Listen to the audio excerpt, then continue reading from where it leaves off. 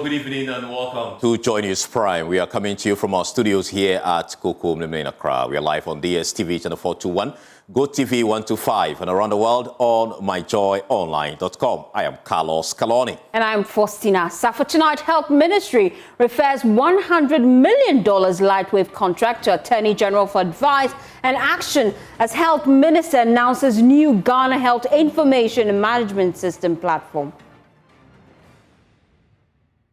Also tonight, residents of Elmina cry out to President John Dramani Mahama as many are forced to use sachet water for bathing and cooking. More in our continuing series, Dear Mahama, Stop Galamsey. Also tonight, major towns across the central region are reeling from a worsening water crisis driven by the relentless activities of illegal miners along key river bodies, with the latest being Yamoransa. Show up to work or risk your seat being declared vacant. Speaker of Parliament warns MPs as the House continues to record very low attendance. We have details. Fearless and credible journalism. A good time to take a seat and please be our guest.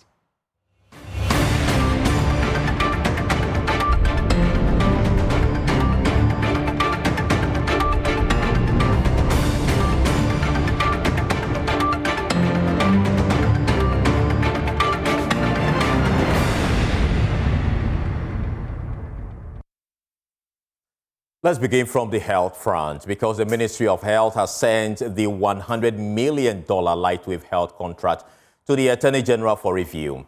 Despite full payment, the system reached only 450 out of 950 health facilities.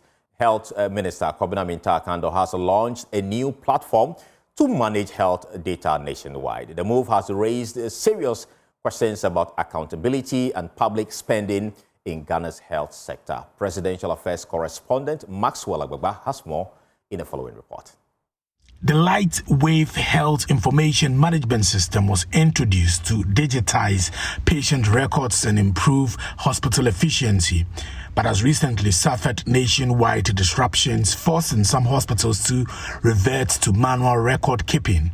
The National Health Insurance Authority has also expressed concern about system downtimes affecting patient services. The minister accused the company behind the Lightwave Health Information Management System of blackmail and underperformance. Again, I have stated that the contract sum was $100 million. At the end of 31st December 2024, although 450 out of the 950 had been connected, the vendor had been paid about $77 million. Clearly, more than 70% of the total amount had been paid, and less than 50% of the work has been done. At that point, we had to refer everything to the AG and the appropriate quarters, including the security, for advice and appropriate action. We cannot expunge those clauses from the agreement because it is the state that must take charge of these data. So the vendor decided to switch the system of as and when he desires and as and when he demands what. And this has gone on for some time now, more than 2 months. And for the past 2 weeks or so, the system has been completely down. If this is not blackmailing, I don't know what it is. Many have asked about the cost of the new Ghana Health Information Management System, GIMS. The minister, Kwabena Minta-Kando, assured that it will not be built from scratch, but rather on existing infrastructure, emphasizing that the cost will be half of what the previous project was, ensuring value for money. New contract, how much? when we went through and let me make the point that we are not starting everything afresh. It is only the software we are dealing with. The software and how we can own the software, the integration, and the middleware. That's what we're dealing with. So we are building on the infrastructure. The infrastructure has already been established. And so we're not going to go back to buy new laptops and what have you. So where we are, when you look at the details of the contract, how much it costs the state to do what we are going to do, we are going to use half. We are going to use half of what they use to do what we are going to do. So I can assure you that there's value for money. The minister says the country should be out of what he describes as a mess in 4 weeks and that the system will no longer be monopolized. Away from that, water has become a luxury in Elmina. For weeks, taps have run dry. Elderly residents, some as old as 72, now roam the town desperate to find a few liters to survive. Families are forced to rely on sachet water to cook and even bathe.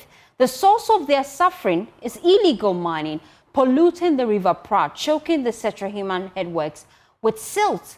In this episode of Dear Mahama, #StopGalamsey, we reveal how the fight for water in Elmina has become a daily struggle for survival. In Elmina, water has become a luxury.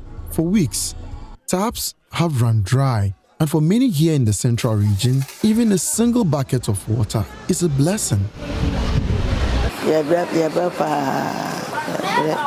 For hours, 72-year-old Jennifer Dazi waits by the tap, the same one she's visited every morning this week. Sometimes it flows at dawn, and sometimes not at all. She does not leave, because if she does, she will miss the moment it opens. At her age, the search for water has become her daily routine.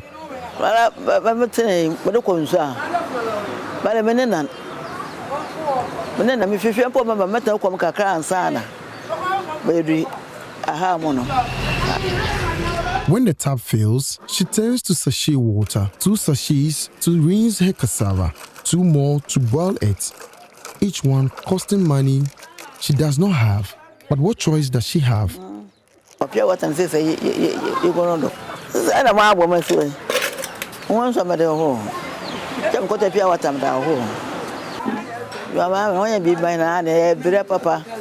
Grandma Jennifer's struggle is not hers alone. Across Elmina, hundreds wake up to the same search, buckets in hand, hope in heart.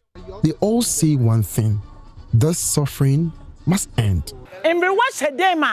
When ya wofa wash one, no when ya unquafa wash one. Into the Bible way or son pa on yadan, on your buckets no quite change. So this government is doing well for us or what?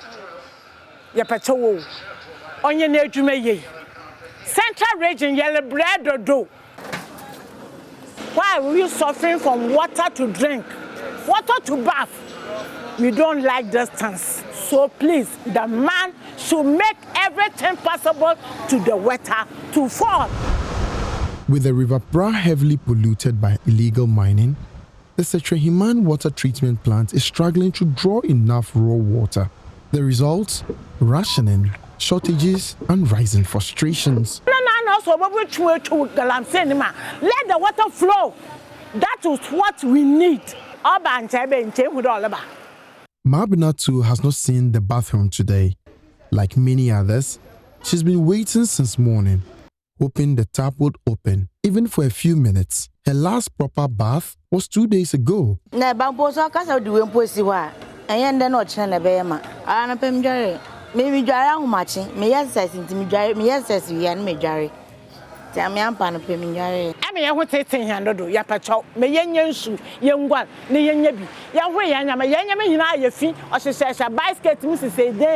Why? Elizabeth manages a small private water business started by her late father. Her home has now become a gathering point for dozens of residents.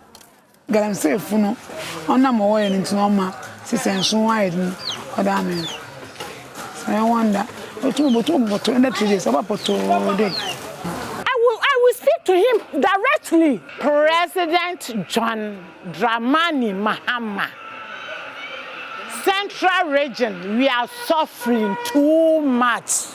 They say the promise by governments to stop illegal mining must not remain a campaign promise. It must be action that brings water back to their homes. Emmanuel Jivenu, Joy News, Elmina, Central Region.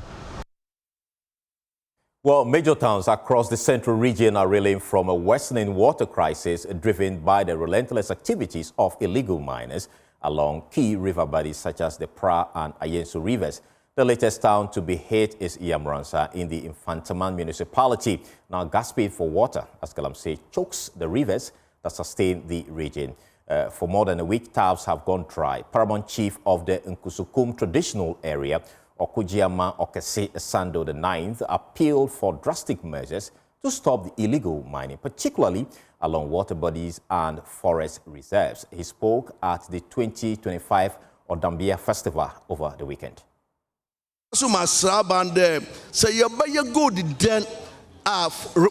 reserve the maying room in Sayanum maying room and the Yamoransa Achenfo Mankasim no kwa kepkos no nsu yazin papa on in the garamse fo no wase nsu ni na menu no kase Yamoransa for about 7 days now in Sumbai ina ifre ne bisa wasena na nsu no ni ho enti ya checha ne kaka ankra e ba di na ma nsu ni ho ma wase garamse fo no ina wase nsu ni na honorable minister wadawro ma bomoze na kwawedwuma reya no do. Let me bring in the MC for Infantaman, Stanley Akwa. He joins the conversation here on Joy News Prime. We appreciate your time. The situation in your community is dire. How are you dealing with it? Good evening. Thank you.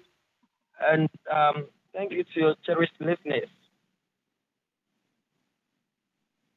Mr. Stanley, I was just wondering how you're dealing with the situation. Residents are crying. The lack of water is taking a toll on their daily activities, especially for individuals who cannot afford sachet water. I'm wondering what you're doing at your level to deal with this situation. Thank you very much for the opportunity. But let me explain here that since we came into power, we have made strenuous effort. I use the word we because myself and my MP, Dr. Ebenezer Prince Iron, have made a lot of strides to provide water to both the institutions and the various advantage points that could serve the community members for their home use. But the issue beforehand culminates from the illegal mining activities.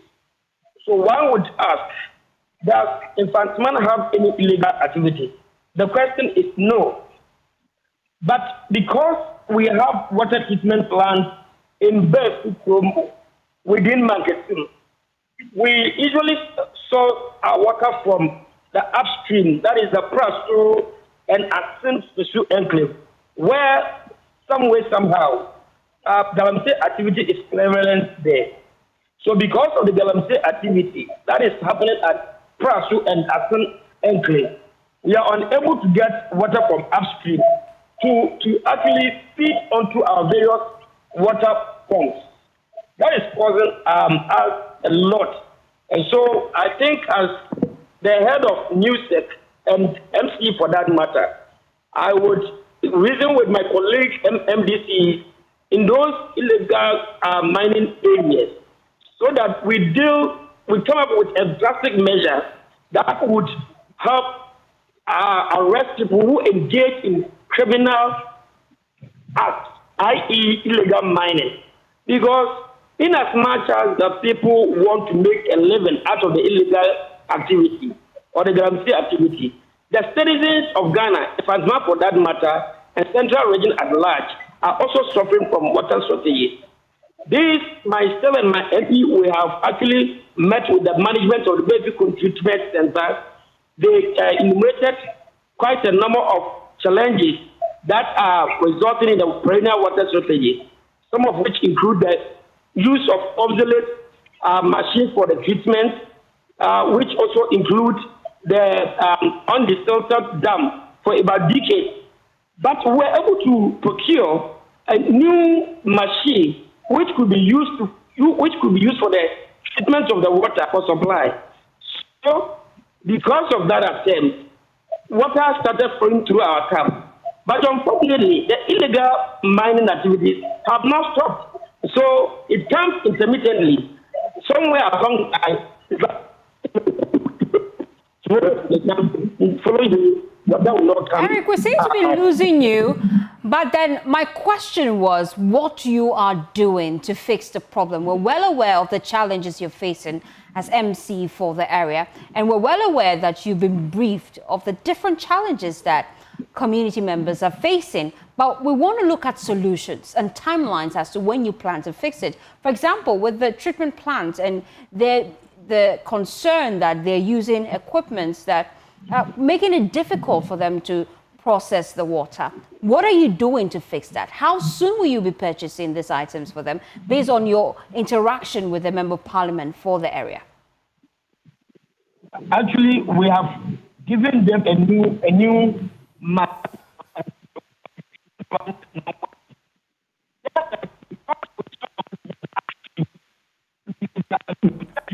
Oh dear, our connection to Stanley Akwa, unfortunately, is making it quite difficult for us to get answers for you here on Joy News Prime. But we'll reconnect the lines and then we'll have that conversation here. Well, let's move on and take you to Parliament, because Speaker of Parliament Alban Bagbin has issued a stern warning to MPs to show up for work or risk having their seat declared vacant. The Constitution provides that MPs who absent themselves for 15 days without permission from the Speaker will vacate their seat. Since Parliament resumed last week, the House has been recording low numbers, just as it has been the whole of this year. Now, speaking at the start of proceedings this morning, the Speaker said he will enforce the attendance rule strictly this time around.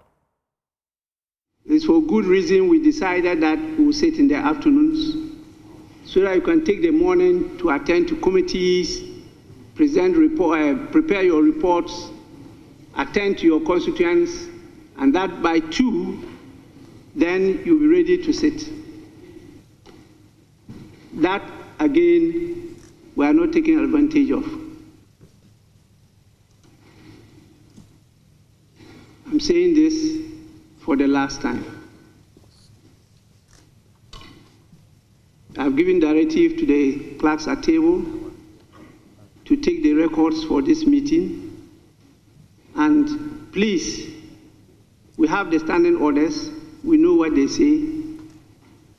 We'll be taking action to make sure that we compel members to sit or to be considered to have vacated their seats.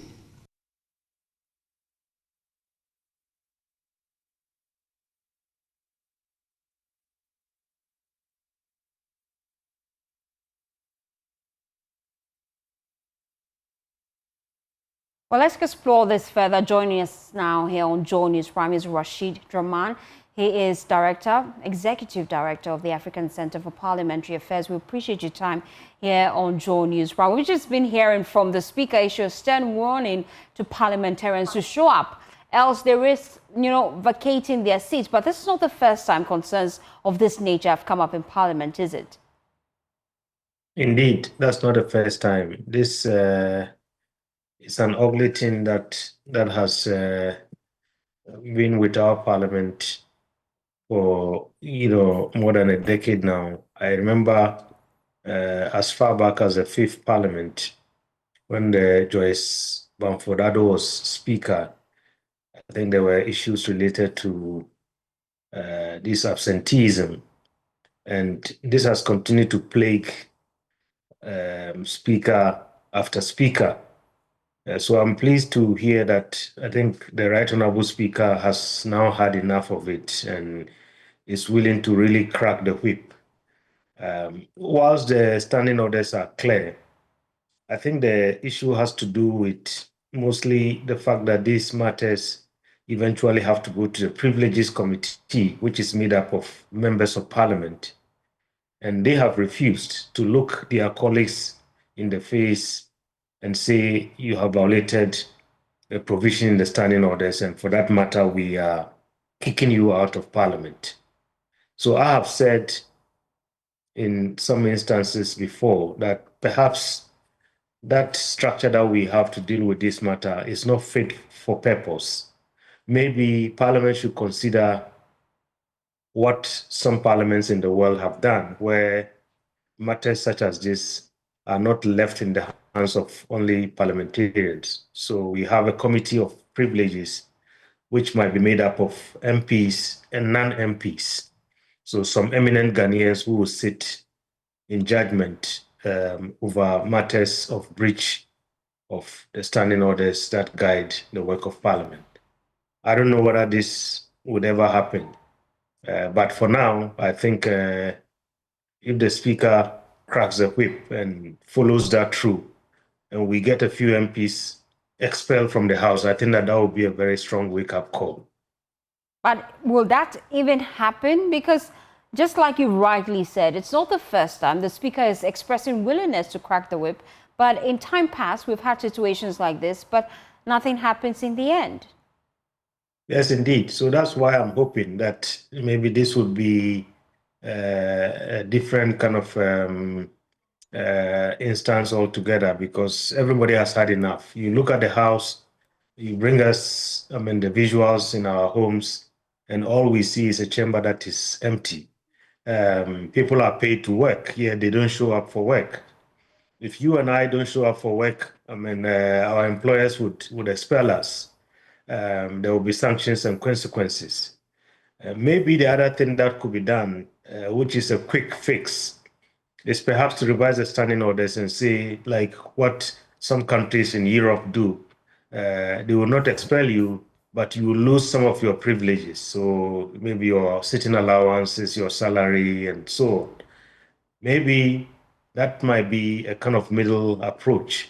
And that, I believe, can be done very, very quickly as compared to, the high road of expelling MPs from the House, which I believe in the country in which we are and we know, people might run to court, and this might also be subjected to all kinds of interpretations that are different from the black and white that you and I see about the 15 days and the fact that automatically you vacate your seat. We saw what happened in the dying days of the 8th Parliament when the Speaker expelled members because they crossed carpet.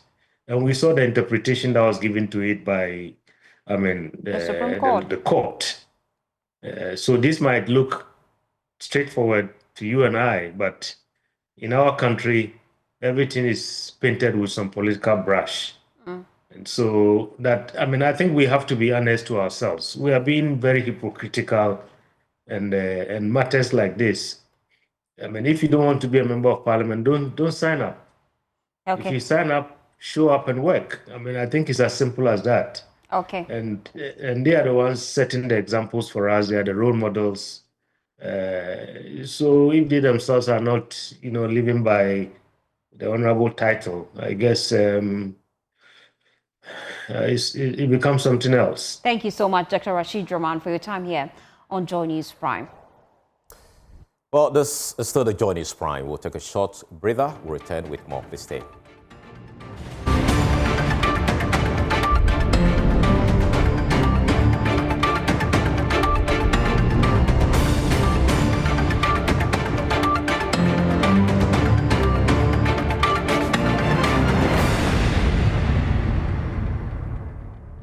Welcome back from the break to other stories now. Well, several traders arrested at the Agboglochi market are expected to be arraigned after defying sanitation laws. The arrest follows a sue by members of the Clean Ghana Task Force who stormed the market to clear traders operating under filthy and unhygienic conditions. Director of the Clean Ghana campaign, Florence Kuchi, insists the task force will not relent until sanity is fully restored in all major markets across Accra. Stephen Mensah has more in the following report. Just about a week ago, the traders here at Agboglochi market were given a clear directive to pack up and stop trading under non-hygienic conditions. But today, the same scenes play out again. We don't have anywhere to sell.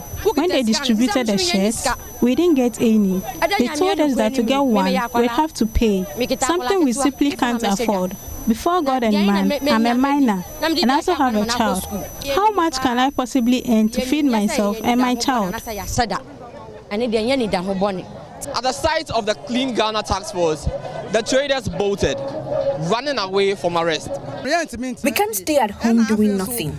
The sheds here are also too small, so we can't even share space with others. When we go hawking, we find a convenient spot to rest. We're only pleading if we're given a proper place to sit. We won't sell along the gutters.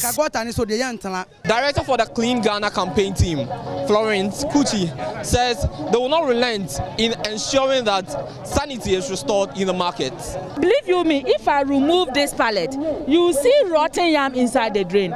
They trade and then they push in the waste of the trade inside the drain and cover it up. In order not to leave it and go for them to come, we are carrying the things away. If we cannot arrest human beings, we'll arrest the product. The human being will follow the product and come. On the part of the Accra Metropolitan Assembly, officials are urging the media to play a stronger role in ensuring that the campaign is sustained. You have the media asking questions, moving them from the streets. Where are we going to put them?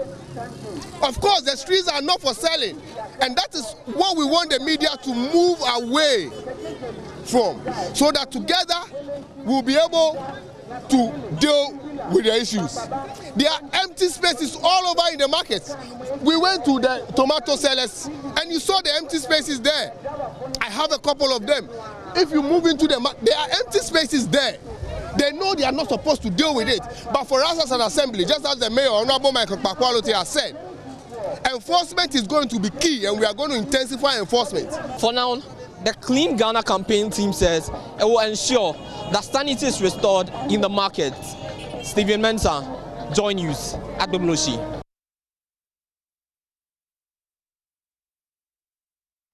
Away from that, the results reveal strong regional trends. Schools from the South and Middle Belts continue to dominate, with the Ashanti and Central regions leading the charge with 6 quarter-finalists each. And that's all about the National Science and Maths Quiz. Yet, the absence of any school from the northern regions stand out, depicting enduring gaps in access and performance across Ghana's educational landscape. The following report has more.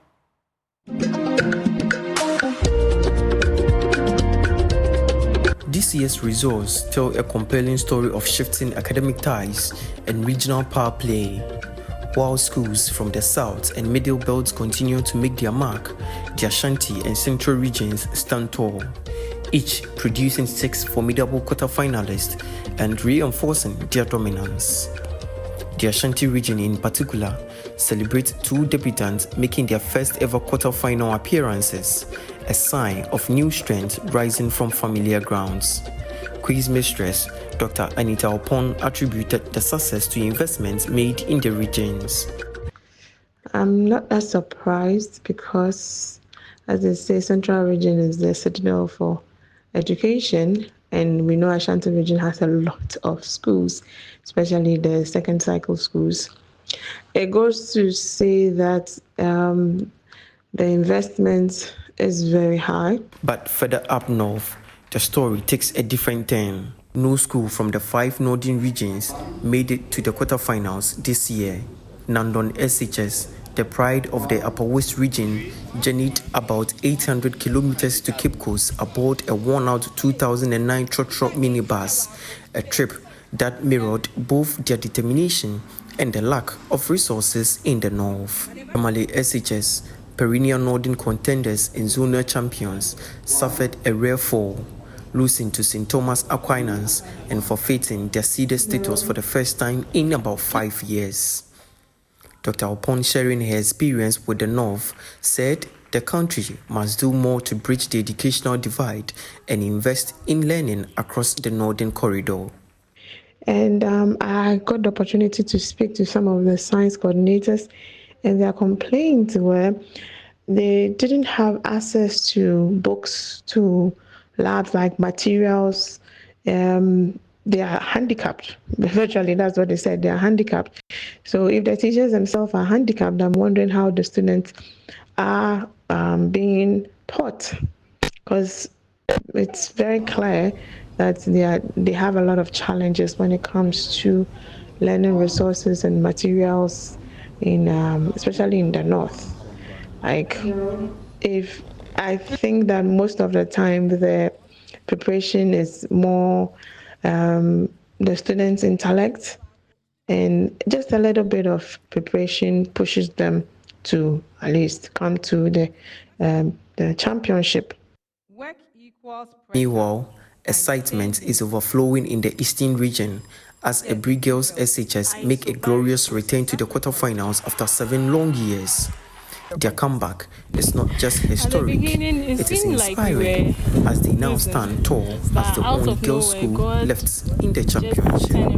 And I will say that it has been a collaborative effort. So the teachers are training the girls very well.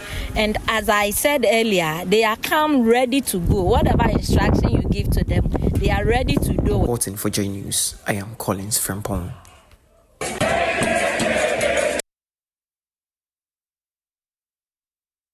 Well, 2 schools, 2 stories, one seasoned by struggle, the other sparked by fresh ambition.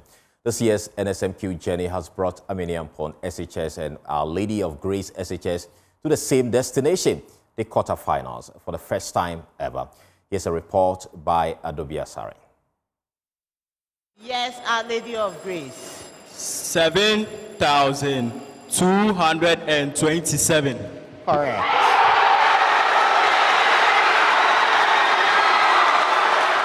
Congratulations to Aminiampong Senior High School, qualifying for the quarter-final stage. They came from 2 very different parts. One, a school barely 2 years into the National Science and Maths quiz journey. The other, a veteran team that's tried and failed for years. But this time, both Our Lady of Grace Senior High School and Aminiampong Senior High School are making history, qualifying for the quarterfinals for the very first time. For Our Lady of Grace Senior High School, known simply as OLAG, this is nothing short of extraordinary. They only joined the NSMQ last year, and within a year, they've broken into the quarterfinals. It means a lot to me because we've put in a lot of effort to getting this far, so it means a lot to me. Training is as intense as it gets, and we go for other trial activities to know where we are falling short, to correct our mistakes and other stuff. And we also pray asking God to help us as we get this far. It's teamwork. And then you get to know whatever you need. You know, people have been in the game for long, so you consult them what they did to get to where they are. You get their idea and then you also build on it. We're second in the regional Ashanti Championship. This year we want to get to the final and then lift the trophy. At Aminiampong Senior High School, the mood is just as electric, but the story behind their success is rooted in years of near misses and heartbreak. They've been in the contest for 9 years, but always fell short of the quarterfinals until now. And when I was coming to school, I knew that this school was not famous in NSMQ, but I knew I would try my best when I get into the team. To God be the glory. I think all things work out and we're able to be succeeded. Those who are behind us, that's the Form 2s who will take after us next year. They will work harder because it will be very shameful for them to lose the seed next year. The motivation comes from firstly my parents and after all my teachers that I come and met in the school. You don't have to be in the big schools in order to make it in life or in order to be a great NSMQ contestant. For their coordinators, this is more than a victory, it's validation. We are not being complacent. We are preparing very, very seriously for the quarterfinal because we know that the schools we are meeting, they are all schools that have gotten to semi-finals before. So we have been knocking at the door. Hopefully this year things change. Getting other colleagues coming together, that's the secret behind what we have achieved now. Whether it's the new kid on the block or the seasoned fighter finally breaking through, both schools are proof that with focus and faith, no dream is too far. Together, Ameniampong Senior High School and Our Lady of Grace remind us that success has many journeys, but the joy of getting there feels the same. Adobe Asari, Joy News, Cape Coast.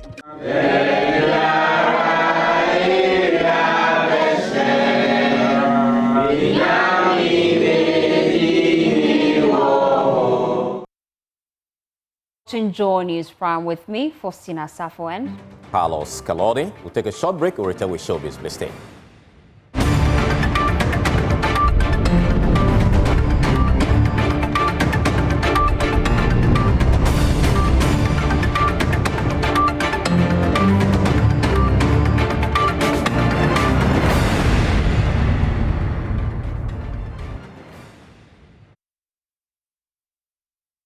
Well, it's time for showbiz, and Irene is in the studio. Hi, Irene. Hi, Fausti. I love your blazer. Oh my God. Your dress, your heels. They can't see the heels, please. I'm telling them, you're wearing a beautiful is the heels. reason why they cannot see my heels. Hi, darling. Hi, Fausti. How are you doing? I'm great. What's happening in the world of showbiz? So, usually showbiz is supposed to be entertaining, exciting, but today I have a sad news. Oh, why? Because a Ghanaian rapper, Agbeko, has finally opened up that his girlfriend led him to drugs and now it has left him homeless and even tarnished or destroyed his career. He was a rapper from now. So let's just look at the music video for the sake of those who don't know him. Influences the girls to do the bad stuff, but a girl was able to influence someone to go into drugs, and today we can't hear about his music again. But anyways, let's take a look at the interview he had with Andy Dosty. So Andy Dosty's interview is coming up on your screen. So I want you to come clean so we all know exactly what it is and where we can start from, or where we can... I was doing drugs. It was through a female friend I met performing a show at Oxford Street. That was MTN Ariba show. After the show, I met a female friend. So she became your girlfriend? She became my girlfriend. And this girlfriend introduced you to it? Yes, exactly. Don't cry, don't cry.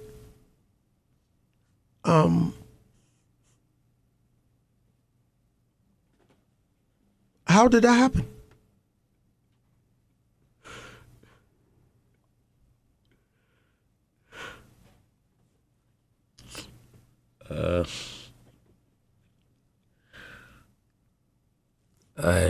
Jesus Christ. I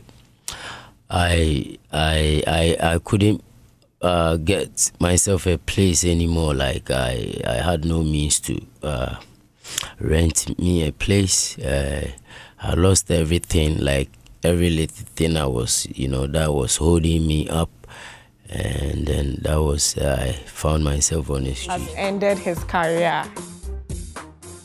But anyways, let's move to another story where I take you straight into the Ghana Tourism Federation, because there's been an election of new executive council to steer the affairs of the private sector wing of Ghana's tourism industry.